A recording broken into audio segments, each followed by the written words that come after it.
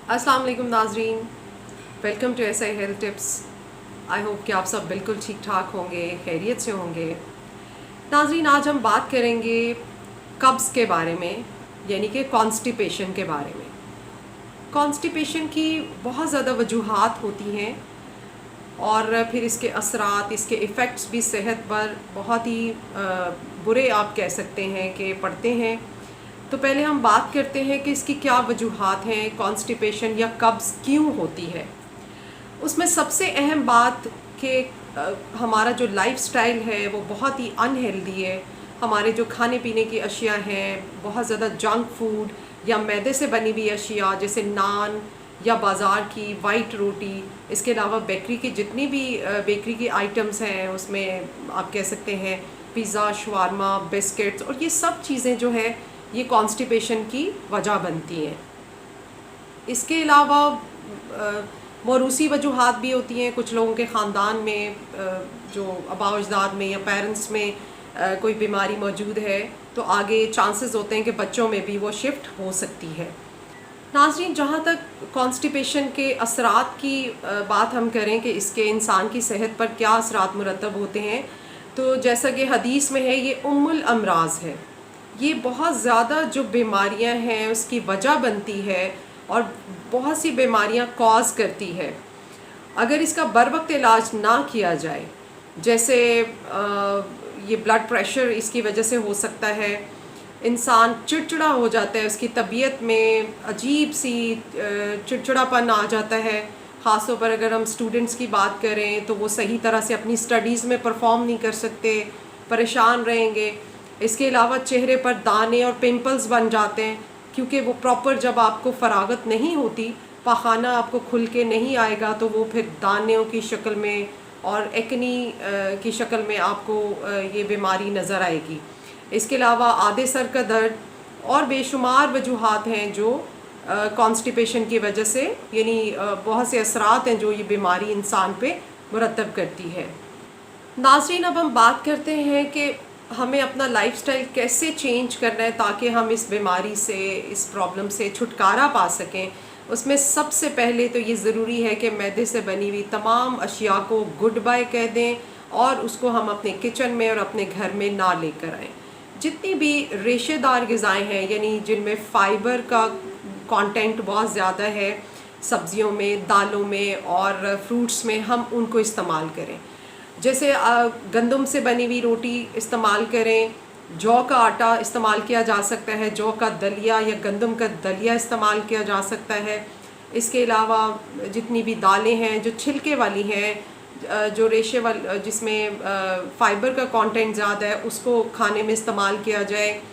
अगर हम सब्ज़ियों की बात करें तो सब्ज़ियों का सैलड लिया जा सकता है दिन में 2 या 3 दफ़ा, या कम से कम एक दफ़ा तो जितनी भी सब्ज़ियां हैं उनको काट के, जो सीज़नल हो, मौसमी सब्ज़ियां हो, उनको कट करके उनका सलाद बनाया जाए या सूप बनाया जाए। सूप भी लिया जा सकता है, वो भी कॉन्स्टिपेशन के पेशेंट के लिए बहुत अच्छा होता है और इस बीमारी से रिलीफ़ देता है। इसके अलावा जितने भी फ्रूट्स हैं, सेब, अंगूर और अमरूद है, ये आड़ू है, ये सब बहुत बेहतर है इस बीमारी में, और इनकी फ्रूट चाट बना के ली जा सकती है या इनको इनफरादी तौर पर भी खाया जा सकता है। ये बहुत बेहतरीन साबित होते हैं। नाजरीन, इसके अलावा कुछ और इलाज है जो किया जा सकता है कॉन्स्टिपेशन से रिलीफ हासिल करने के लिए। उसमें अगर रात को 3 खजूरें दूध में भिगो दी जाएं और साथ ही 2 इंजीर के दाने आप डाल दें उसमें, और इनको आप दूध के अंदर भिगो के फ्रिज में, रेफ्रिजरेटर में रख दें। सुबह उठ के आप उसी दूध को ग्राइंड कर लें खजूर में और इंजीर में, तो आप उसको लें तो इससे भी बहुत जल्दी फ़ायदा होता है। और बल्कि खजूर में और इंजीर में इतने विटामिन्स हैं, अल्लाह ताला ने इसके अंदर भरपूर ग़िज़ाइयत रखी हुई है और ये एक नाश्ते का भी काम देगा आपके लिए अगर आप इसको इस्तेमाल करते हैं, और इससे कॉन्स्टिपेशन का आराम आ जाता है। नाज़रीन, इसके अलावा सना मक्खी के बारे में आपने सुना होगा। ये मक्का की एक बहुत ही मशहूर हर्ब है, जड़ी बूटी है। نبی صلی اللہ علیہ وآلہ وسلم کے زمانے سے اس کو استعمال کیا جاتا ہے، اور حدیث پاک کا مفہوم ہے کہ سنا مکی میں موت کے علاوہ ہر چیز کا علاج ہے۔ تو اس سے آپ اندازہ کر سکتے ہیں کہ اس کے کتنے فوائد ہو سکتے ہیں۔ لیکن اب میں ایک آپ کو بہت ہی آسان اور بے ضرر طریقہ بتاؤں گی کہ ہم اس کو استعمال کیسے کریں گے، اور یہ ہر عمر کے افراد کے لیے ہے، اس کے کوئی سائیڈ ایفیکٹس نہیں ہے۔ سنا مکی 50 گرام لے لیں، 50 گرام ہی آپ سونف لے لیں، سونف بھی آسانی سے آپ کو بازار سے مل جائے گی، اور 25 گرام مشری لے لیجئے اس کو میٹھا کرنے کے لیے۔ آپ ان کو گرائنڈ کر لیں گھر پہ، اور اس کا ایک سفوف سا بن جائے گا، جس کو آپ کسی بھی ایئر ٹائٹ باٹل میں، چھوٹی سی ڈبی میں آپ رکھ لیں، اور صبح نہار منہ ایک چھوٹا سا چمچ آپ اس کو کھا سکتے ہیں اکارڈنگلی، اور انشاءاللہ تعالیٰ اس کے آپ کو بہت زبردست فوائد ملیں گے، اور اس کے کوئی بھی سائیڈ ایفیکٹس نہیں ہیں۔ اس کے علاوہ گلقند کا آپ نے نام سنا ہوگا۔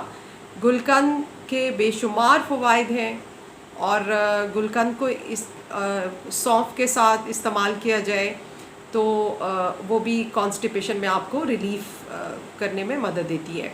اس کا طریقہ کار کچھ یوں ہے کہ آپ تقریباً 150 گرام 150 گرام گلقند لے لیجئے، کسی بھی پنسار سٹور سے آپ کو آسانی سے مل جائے گی، اور 50 گرام سونف لے لیں، اور اس میں 10 گرام آپ نے کلونجی ایڈ کرنی ہے۔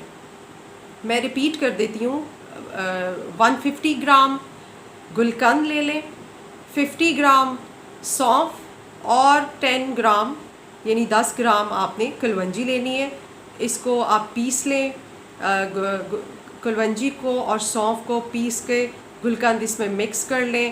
لیکن اس کو لینے کا طریقہ یہ ہے کہ رات کے وقت سونے سے پہلے آپ نیم گرم دودھ میں دودھ لیں، اور ایک چمچ، یہ آدھا چمچ آپ اس کو، چھوٹا چمچ ایک لے لیجئے، بڑا ہے تو آدھا لے لیں، اس کو آپ کھا لیں، اس کے بعد آپ دودھ پی کر سو جائیں، تو انشاءاللہ تعالیٰ اس سے بھی آپ کو بہت فائدہ ہوگا۔ ناظرین، اس کے علاوہ اسبگول کا چھلکا جو وائٹ کلر کا ہوتا ہے، آپ سب کو پتہ ہی ہے اس کا، اسبگول کے چھلکے میں آپ 1 چمچ زیتون کا تیل ایسے ہی مکس کر لیں، اور 1 چمچ ہی اس میں شہد ڈال لیں۔ یہ تینوں چیزیں نہ صرف قوت مدافعت کو مضبوط بناتی ہیں، بلکہ ان سے قبض سے بھی نجات حاصل ہوتی ہے۔ اس کو بھی استعمال کرنے کا طریقہ یہ ہے کہ تینوں چیزوں کو مکس کر کے نیم گرم دودھ میں آپ شامل کر لیں، اور رات کو سونے سے پہلے آپ اس کو لے سکتے ہیں۔ اس کے علاوہ ناظرین، یہ سب طریقے جو میں نے آپ کو بتائے ہیں یہ بے ضرر ہیں، ان کا کوئی نقصان نہیں ہے، یہ ہیلدی ہے۔ آپ ان میں سے کوئی بھی طریقہ اپنی حساب سے اس کو آپ استعمال کر سکتے ہیں، جس کو پرابلم ہو کانسٹیپیشن کا۔ آج کل ایک جو ہمارے ہاں رواج پا گئی یہ چیز، کوموڈ کا استعمال، یہ بھی نقصان دہ ہے۔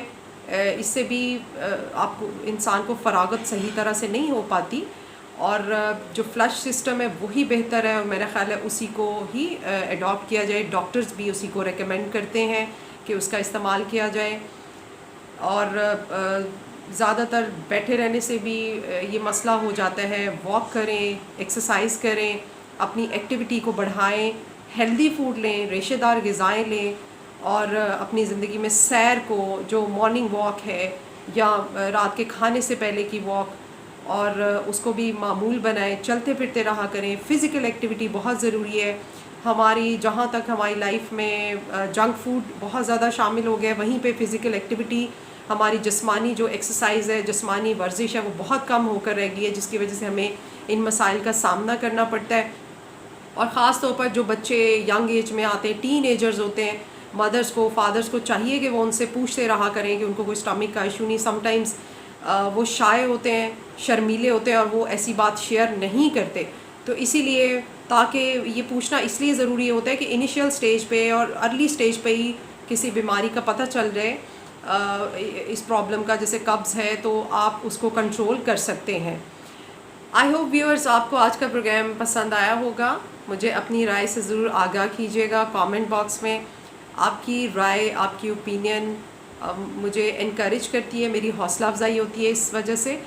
مجھے انتظار رہے گا. انشاءاللہ تعالیٰ ملتے ہیں ایک نئے پروگرام کے ساتھ. تب تک کے لیے اجازت دیجیے.